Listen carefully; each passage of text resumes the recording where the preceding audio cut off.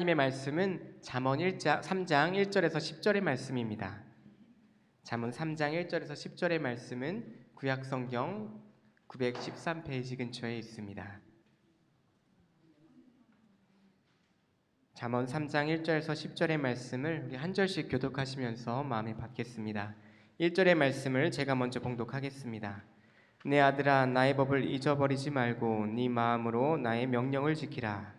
그리하면 그것이 내가 장수하여 많은 해를 누리게 하며 평강을 더하게 하리라. 인자와 진리가 내게서 떠나지 말게 하고 그것을 내 목에 매며 네 마음판에 새기라. 그리하면 내가 하나님과 사람 앞에서 은총과 귀중히 여김을 받으리라. 너는 마음을 다하여 여호와를 신뢰하고 내 명철을 의지하지 말라. 너는 범사의 그를 인정하라. 그리하면 내 길을 지도하시리라. 스스로 지혜롭게 여기지 말지어다. 여호와를 경외하며 악을 떠날지어다. 이것이 내 몸에 양약이 되어 내 골수를 윤택하게 하리라. 네 재물과 네 소산물의 처음 익은 열매로 여호와를 공경하라. 그리하면 네 창고가 가득히 차고 네 포도즙들에 새 포도즙이 넘치리라. 아멘. 하나님의 말씀입니다. 할렐루야.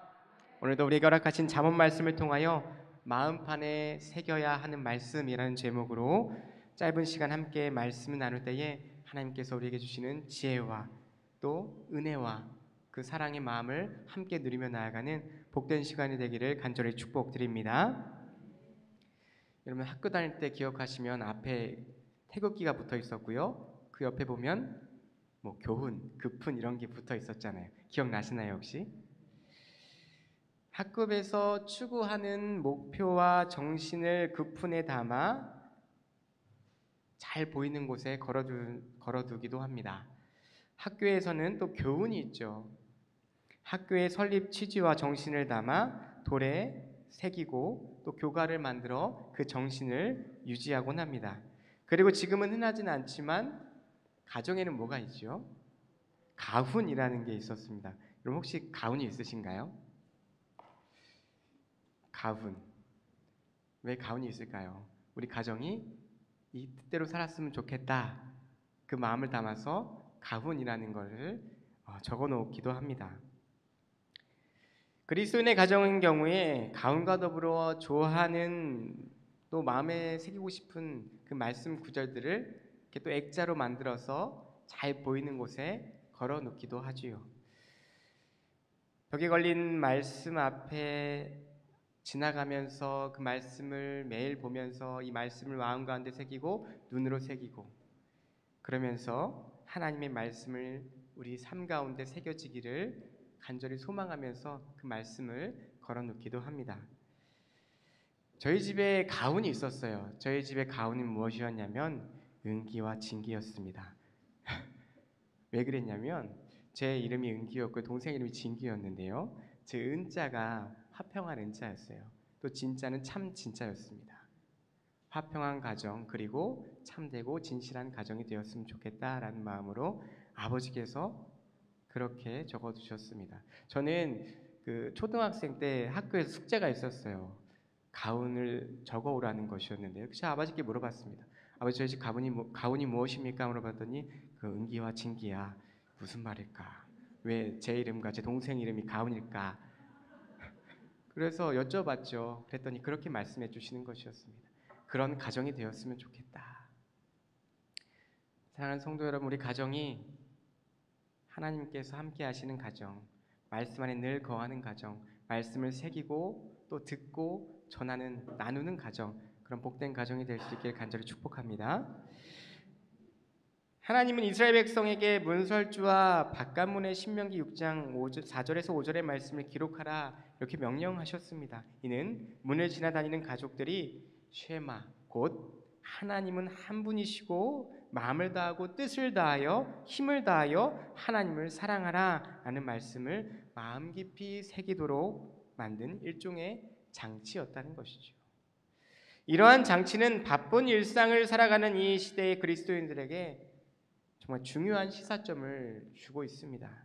분주하게 살다가 하나님을 잊지 않도록, 그리고 하나님 중심의 삶을 살도록 우리는 바쁠수록 주변에 말씀을 두고 마음에 새기기 위해 늘 노력해야 한다는 것입니다. 우리뿐만 아니라 우리 가정 자녀들에게 말씀을 새길 수 있도록 장치 같은 것을 두었으면 좋겠다라는 것이에요. 하나님의 말씀이 잘 보이는 곳에 놓여 있다면 매일 지나다니면서 말씀을 눈으로 보고 또 그 눈으로 본 것을 마음에 새기고 그 새긴 말씀대로 살아갈 수 있도록 그렇게 하라 하나님께서 명령하신 것입니다. 이 시간 우리 배경 이야기 함께 읽도록 하겠습니다. 배경 이야기 함께 읽겠습니다. 잠언은 부모가 자녀에게, 왕의 백성에게, 스승이 제자에게 전하는 지혜 문. 잠언은 기자는 인생에서 지혜가 얼마나 중요한지 깨우치며 여호와를 경외하는 것이 지혜와 지식의 근본임을 전합니다. 지혜는 이 땅을 사는 우리에게 의로운 삶을 위한 바른 선택을 가르칩니다. 지혜를 선택하면 생명과 평안을 누리지만 지혜를 거부하면 두려움과 재앙에 빠집니다. 부모가 자녀에게 줄 수 있는 가장 큰 선물은 하나님 말씀을 가르치는 것입니다. 지혜로운 부모는 자녀에게 하나님의 명령과 규례를 부지런히 가르쳐 하나님을 경외하는 삶을 살도록 이끕니다. 아멘. 여러분 이런 삶을 살아가고 계십니까? 자녀들에게 말씀을 전수하는 삶, 믿음을 선물로 주는 그런 삶, 그런 삶을 살아갈 수 있도록 하나님께서 우리에게 이 잠언이라는 말씀을 하게 주셨습니다. 잠언은요 고대 문명에 널리 퍼져 있던 문학 장르였습니다. 그리고 많은 고서가 있었어요. 고서가 이스라엘 주변 국가에서 발견되었습니다. 그 중에 성경의 잠언은 시대를 뛰어넘는 지혜자인 솔로몬이 중심적으로 기술한 시가서입니다. 잠언이 몇 장으로 되어 있는지 아십니까? 31장. 너무 잘 아시죠? 한 달이 며칠이죠? 30일에서 31일. 그렇죠. 한 장씩만 읽으면 한 달 동안 잠언을 읽을 수가 있습니다. 이런 지혜를 자녀들에게 전할 수 있었으면 좋겠어요. 성경 읽는 거 쉽지 않지? 잠언 한 장씩만 읽어봐. 한 달이면 잠언을 다 읽을 수 있어. 하나님의 지혜가 이 잠언 가운데 많이 녹여져 있기 때문이죠.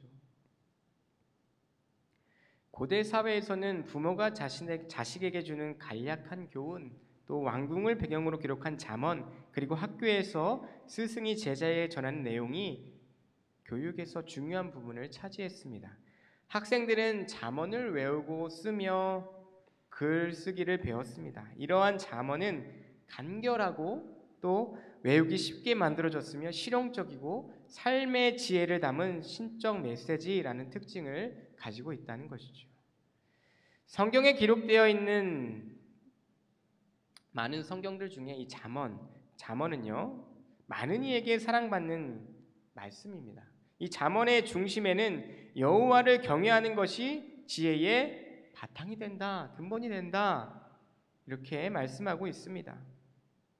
잠언을 읽다 보면 왕을 세우신 이유, 인생을 우리에게 허락하신 이유, 부모의 명령에 순종하는 이유 등 다양한 삶의 이유가 하나님을 경외하는 것으로 초점이 모이고 있다는 것을 우리가 알 수 있습니다.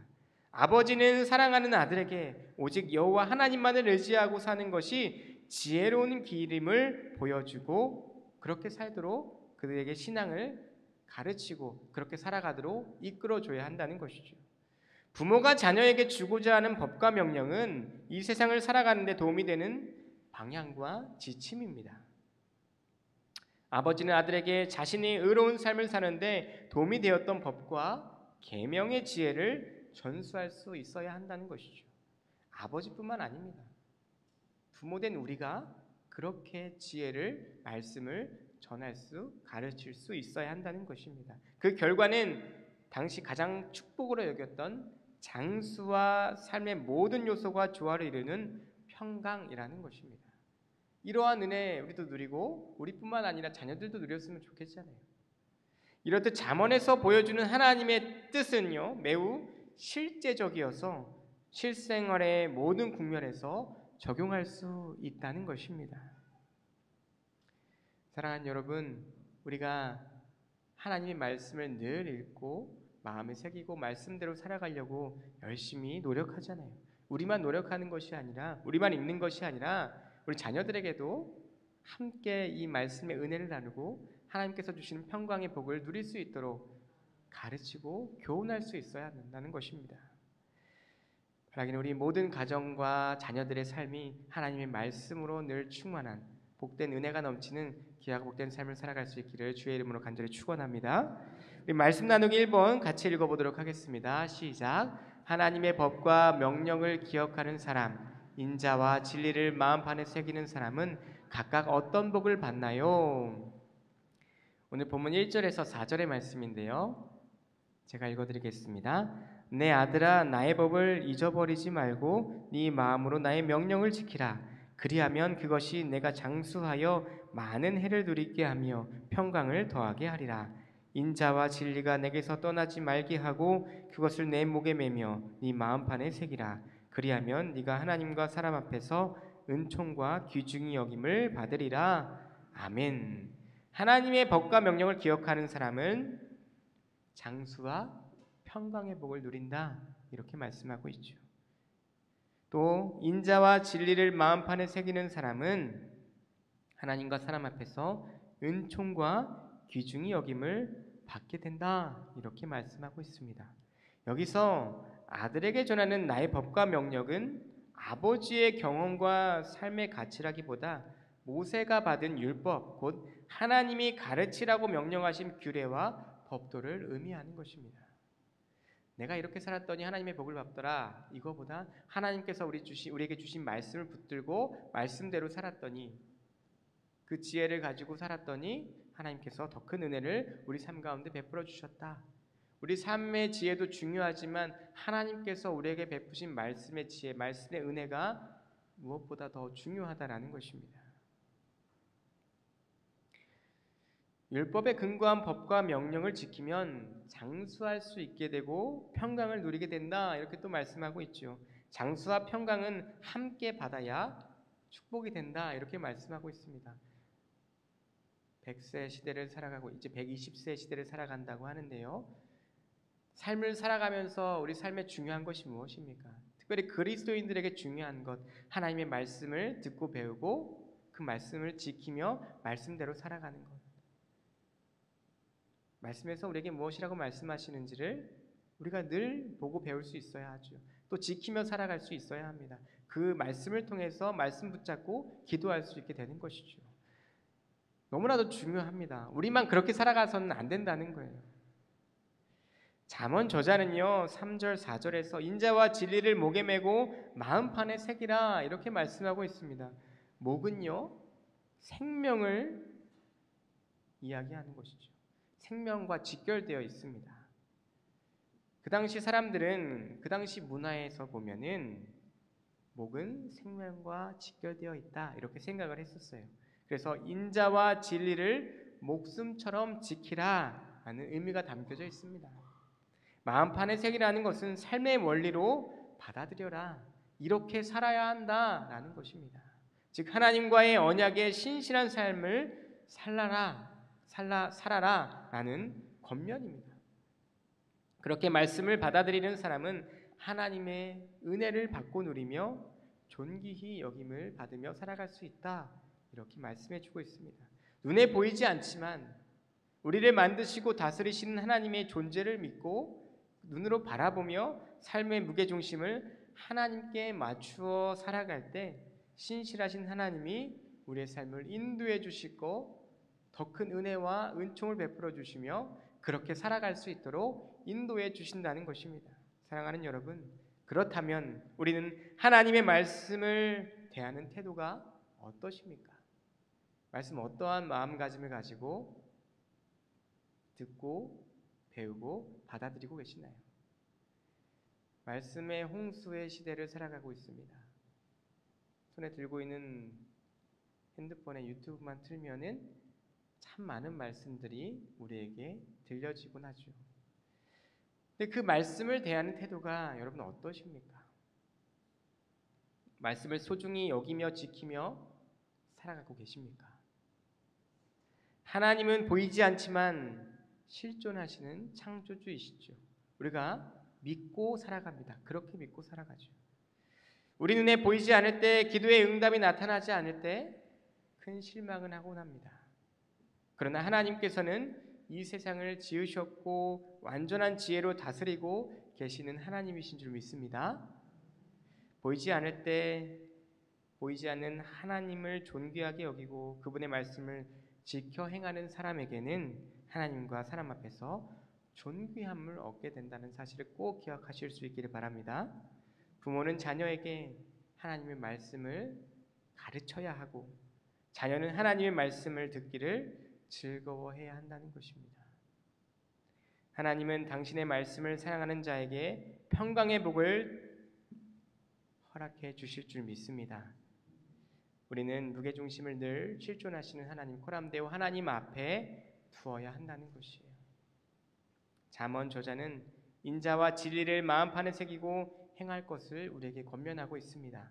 겉으로만 경건한 모습을 유지하는 신앙생활을 다 벗어버리고 교회에서만 신앙생활하는 것이 아니라 삶의 자리에 나아가서도 똑같은 동일한 모습으로 말씀 붙들고 말씀대로 살아갈 수 있도록 우리가 힘써 노력해야 한다는 것이죠. 진리의 말씀에 귀를 기울이며 살아갈 수 있어야 한다는 것입니다.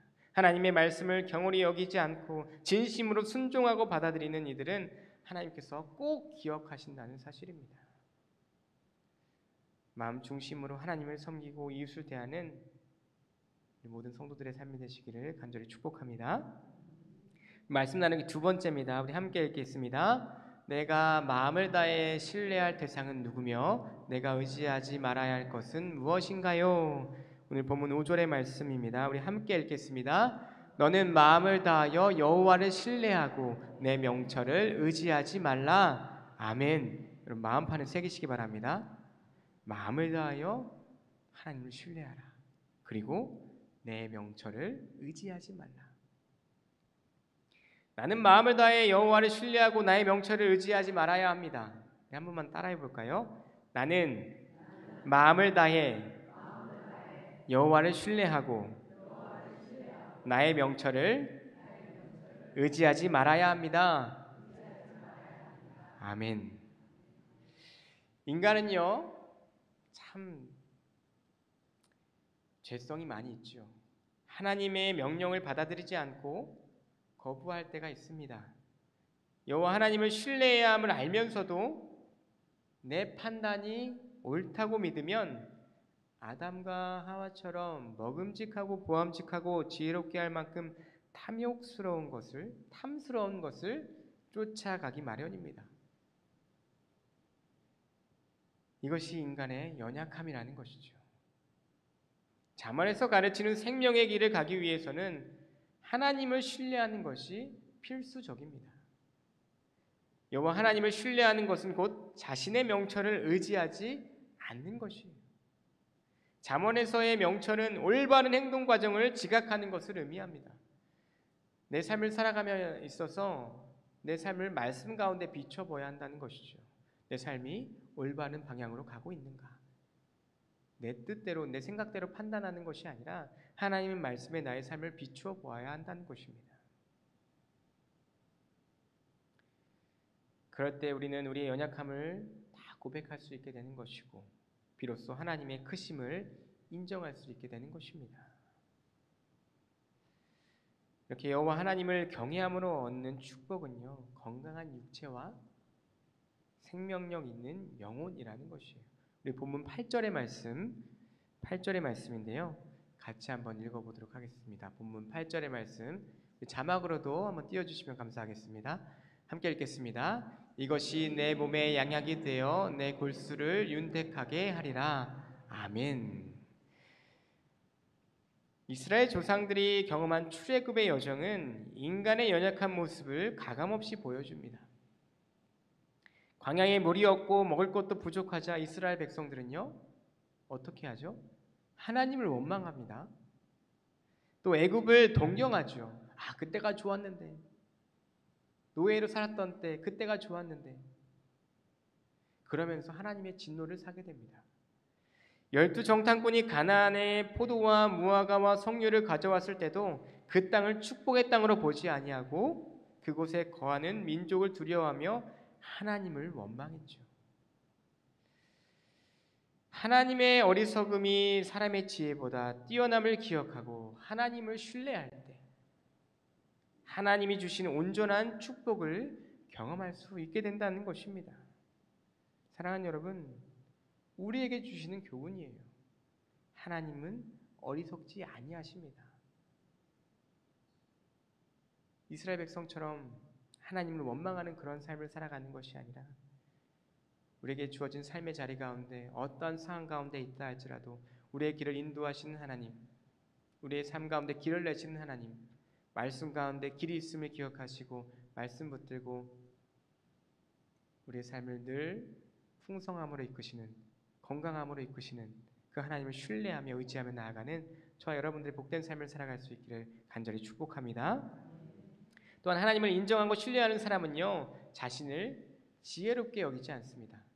여러분, 지혜롭게 여기시는 분이 있습니까?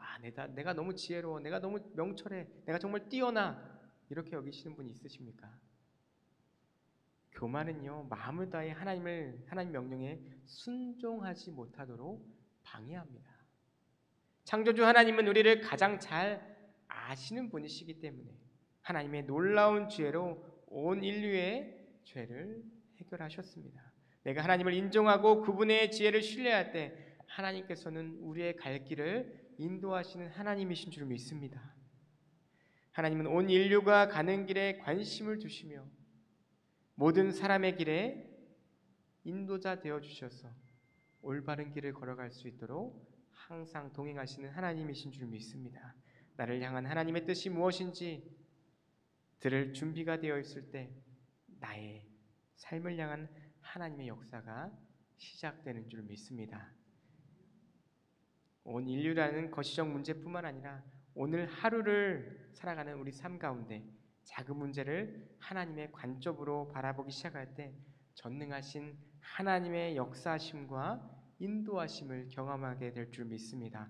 우리의 모든 시선이 하나님께 맞추어질 때 하나님께서는 우리의 삶을 인도하실 것이고 더 풍성한 길, 더 은혜의 길을 걸어갈 수 있도록 하나님께서 우리의 삶 가운데 동행하여 주실 줄 믿습니다. 그 은혜 붙들고 하나님만을 바라보며 신뢰하며 살아가는 저와 여러분들의 복된 삶이 될 수 있기를 간절히 축원합니다. 우리 주보와 자막을 통해 말씀 다지기 함께 읽도록 하겠습니다. 함께 읽겠습니다. 성도는 살아계신 창조주 하나님과의 관계를 말씀이신 예수 그리스도를 통해 이어갑니다. 그러므로 부모는 자녀에게 하나님 말씀을 부지런히 가르쳐 창조주의 뜻대로 살도록 도와야 합니다. 창조주 하나님을 신뢰하는 사람은 자신의 작은 선택과 결정조차 하나님 뜻 안에서 이루어지기를 소망합니다. 그리하여 일상의 모든 일을 하나님께 의탁하며 겸손히 그분의 지혜를 구합니다. 하나님 말씀을 그 무엇보다 소중히 여기며 사랑하는 이는 사람과 사람 앞에서 은총과 귀중히 여김을 받습니다. 그리고 전능자 하나님이 자기 앞길을 지도하심을 세상에 보여줍니다. 아멘. 이 시간 말씀으로 기도하기 함께 읽으며 우리 말씀 마무리하도록 하겠습니다. 사랑의 하나님, 늘 주님 말씀 앞에서 살아가길 원합니다. 삶 속에서 크고 작은 일을 결정할 때 제 자신의 교만과 어리석음으로 판단하지 않고 갈 길을 지도하시는 하나님만 의지하게 하소서. 아멘. 이 하나님 의지하며 우리 모든 갈 길을 주님께 맡겨드리며 하나님 말씀 따라 순종하며 살아가는 저와 여러분들의 삶이 되시기를 좋으신 예수님의 이름으로 간절히 축원드립니다. 아멘.